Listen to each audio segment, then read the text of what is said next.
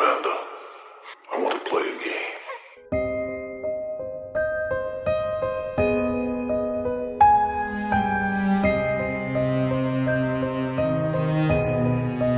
Hey horror freaks, welcome back to my channel. My name is Amanda. As you can see from the title, today's video is going to be my full review with spoilers of Pretty Little Liars Summer School.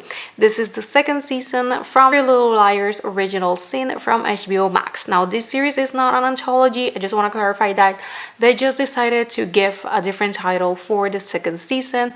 The first season, Original Sin, came out in 2022 and this second season premiered on May 9 and it ended on June 20, consisting of 8 episodes. Now as always, all my reviews are with spoilers. If you don't want them just to see if this was worth it or not, on the description box down below, there you're going to find my spoiler-free review because I like to give you guys the 2 options. And giving that quick disclaimer, let's get into the video. Now this second season follows the harrowing events of Pretty Little Liars Original Sin, or Pretty Little Liars face a fate worse than death, summer school. However, Millwood High isn't the only thing getting in the way of their fun summer jobs and new dreamy love interest.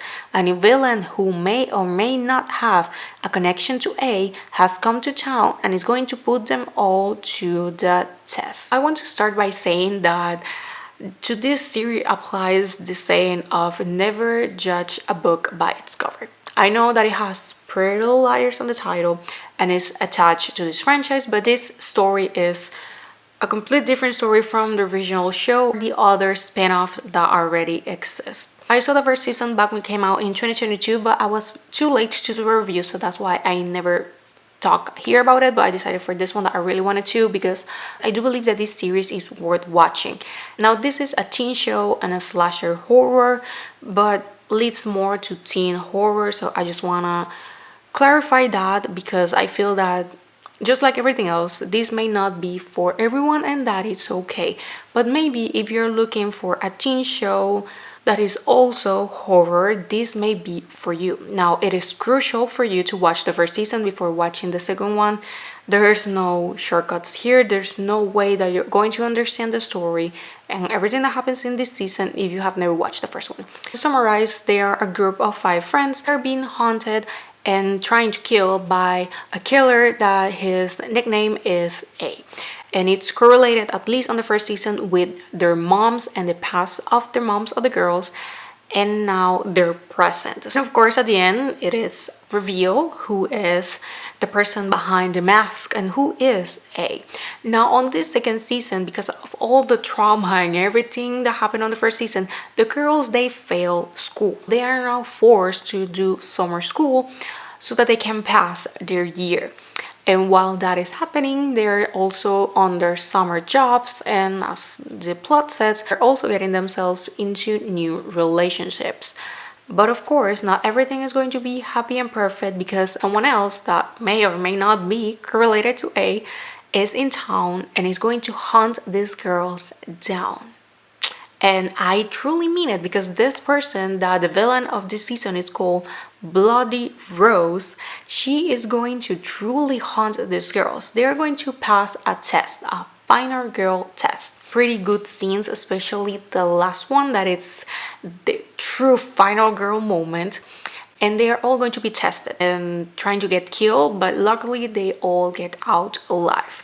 Now, of course, as the season progresses, a lot of suspects are going to be appearing, and I had a list. I'm proud to say that I got it right in who was Bloody Rose. Now, I am going to get my computer because the list is a little bit long, but you're going to be seeing it on the screen. Now you're going to be seeing on the middle my main suspect, and was Maris Lansbury. She was Chip's mother, that is a character that is no longer with us because he died on the first season. He SA 2 of the girls of the group, but his mother believes that he is innocent and blames the girls for his death. She was always my main suspect. She had all the motives. The second one was Christian. This is one of the girls' co-worker and is a love interest, but he was too convenient, and also just like the girl, he was a horror film fanatic and he was very good with making horror masks. pretty suspicious if you ask me. Next, I had Marta Beasley. She is Karen's and Kelly's mother. Karen and Kelly are these twins that on the first season they aren't really friends with the girls because of some things that happen, and Karen actually dies. But Kelly on this season, she redeems herself after a few things and she ends being part of the group. But her mother, she was a little bit suspicious. She was also part of a cult just like Kelly. Next, we had Johnny, that is another co-worker and a love interest. He was once again very suspicious. For me, these new love interests were all suspicious because I go by the rule of the boyfriend is the killer. And for me, it's way too convenient when these new characters appear. Next, I had Jen, that was another new love interest. I had Henry Nelson, that he was an old love interest, but his behavior was being very suspicious. And at last I had Wes, that is one of the girls' boss. But he was a creep and he was giving me something that I just knew he was suspicious. But like I said, I got my killer, or I have to say killers, right. Throughout the season, I was doing all these theories and I was also talking a lot with one of my best friends from college that she was also watching the series, and we used to talk a lot about who was the killer and the motives, and she also loves horror, so the knowledge was there. And we both came to the conclusion that most likely was going to be something similar to Scream 2, of a mother of a victim from the first film, or in this case first season, and a film student as a helper.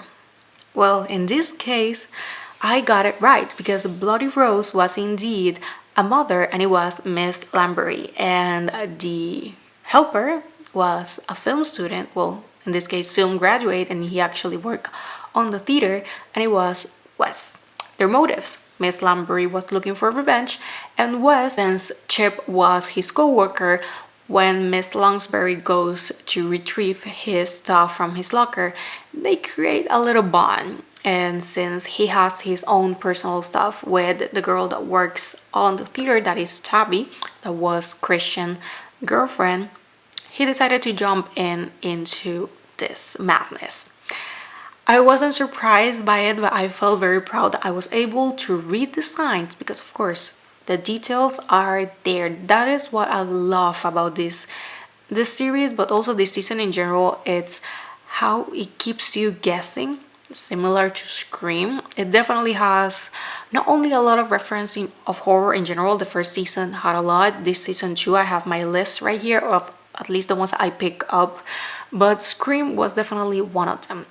The chasing scenes were very, very good. The final scene, that it's Tabby, because on the first season Imogen's is, we could say, the protagonist. Here was Tabby, and as far as I know, they're trying to do that with the rest of the girls, so we're hoping to have 5 seasons. And here Tabby has his final girl moment, and it reminded me even a little bit to Friday the 13th Part 2. I'm going to be putting the picture. You're going to get why. The scene was amazing. She did a fantastic job. The girls in general, they improved a lot from the first season, the acting, but I also believe that is the script. The script definitely improved the writing. I do not feel that it was lazy writing at all, doing this reference or Easter eggs to horror. I do see them as paying homage to it, and I do feel that they fit it, especially doing this Scream 2 dynamic. So that led me to believe, next to my friend, that most likely they can do something similar to Scream 3 on a 3rd season. Who knows? But when it comes to the reference of horror, I have it right here. This whole season goes around a website called Spooky Spaghetti, and this can remind us to the website called Creepypasta. Also, Bloody Rose can remind us to Slenderman. Why? Because both of these are characters that were created on a website, and they had this kind of supernatural atmosphere around it, although the difference is that Bloody Rose was real, because everything starts because of a website that was created by Miss Longsbury and Wes with the whole purpose of messing with the girls and creating this kind of, I could say, a cult, because it's what it is. Another reference that I picked was the first test of the girls. That was on this place that was kind of similar to a Chuck E. Cheese or Pat's Bear Pizza. Just like Five Nights at Freddy's, the place reminded me instantly of it. So I don't know if that was like what they were thinking when they were doing it, but for me at least, I saw an Easter egg. And the biggest one that would be the Scream 2 dynamic. Now another one that I don't know if they did it on purpose, and the picture that I'm going to be showing is from behind the scenes. It's not really a scene, but Kelly and her mother, they kind of remind me a little bit to Carrie and Margaret White. Why? Because they are both part of cult. They're very religious. Of course, we know that that dynamic of Carrie with Margaret is not the same one as Kelly and her mother, because here Kelly is as devoted as her mother, while Carrie, we will know that is not. But look at them. We had the blonde, the redhead, the mother, the daughter. I saw a resemblance there. So although the dynamic of mother and daughter is not the same, I do feel that they pay a little bit of homage there to this iconic character. On a general aspect, I do believe that this season was equally as good as the first one. I do believe that it's worth watching, has a good writing, good cast, good acting, amazing horror and chasing scenes. It may not be scary, but it's tense. It definitely builds that tension and it keeps you once again guessing. And that game is something that I do love. Hence why I like Scream so much. If those are the things that you're looking for on a TV show, you should definitely go and watch Pretty Little Liars original sin, that is the first season, and the second one, that is Summer School. Now, as for the future of this series, we are waiting for the confirmation of the third season, but so far we don't know yet. I am actually surprised that this series was as good, because the showrunner of the show is actually the same one as Riverdale and also Chillian's Adventures of Sabrina, a series that I love and sadly was cancelled by Netflix before it had an official ending. And Riverdale, it went down a dump. The first two seasons are amazing. From the third one on, I had to stop watching. I just hope that that is not going to happen here. So once again, all these episodes are available on HBO Max. As a rating, I will give this season a 4 out of 5 and an 8 out of 10. A general ranking of the show in general, I would say a 9 out of 10, because the series is very, very good. Now, do you need to watch the original show to watch this? I would say no. Why? Because I haven't. I have never watched Pretty Little Liars. My friend did, so she told me about some little Easter eggs that they left on this season, but it didn't make a change. So for me, it's not necessary for you to watch that many seasons of a show in order for you to watch this, and that series is also more comparable to maybe Gossip Girl rather than a horror show, because it's more of a thriller teen show rather than actual horror, because here is horror. And once again, watching the Easter eggs and all those references are amazing. But with this, I think that I end my review. Thank you so much for watching. Let me know down below if you have ever heard about the show. Did you watch it? What are your thoughts? Will you give this a chance? It's, once again, not for everyone, but I do believe that it deserves the chance. So maybe think a little bit about that. But once again, thank you so much for watching, and I will see you guys on my next video. Bye! Game over.